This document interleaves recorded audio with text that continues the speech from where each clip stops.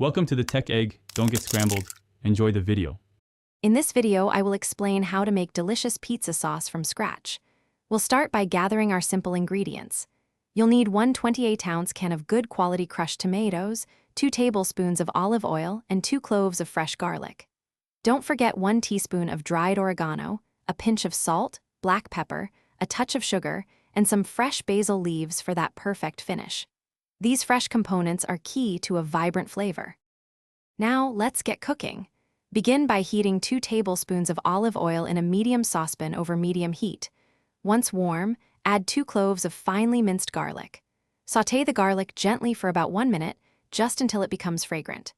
It's crucial not to let it brown or burn, as burnt garlic can give your sauce an unpleasant, bitter taste.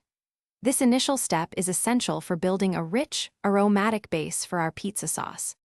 Next, carefully pour in your 1 28-ounce can of crushed tomatoes. Stir everything together, then add 1 teaspoon of dried oregano, 1/2 teaspoon of salt, and 1/4 teaspoon of black pepper. To balance the acidity of the tomatoes, incorporate 1/2 teaspoon of sugar. Bring the mixture to a gentle simmer, then reduce the heat to low and let it cook for 15 to 20 minutes, allowing the flavors to meld beautifully.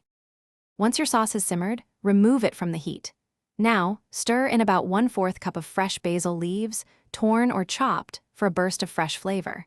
Give it a taste and adjust any seasonings like salt or pepper to your liking. Let the sauce cool completely before transferring it to an airtight container. This delicious homemade pizza sauce will stay fresh in your refrigerator for up to 5 days, ready for your next pizza night. Thanks for watching. Consider subscribing if I helped unscramble your problems.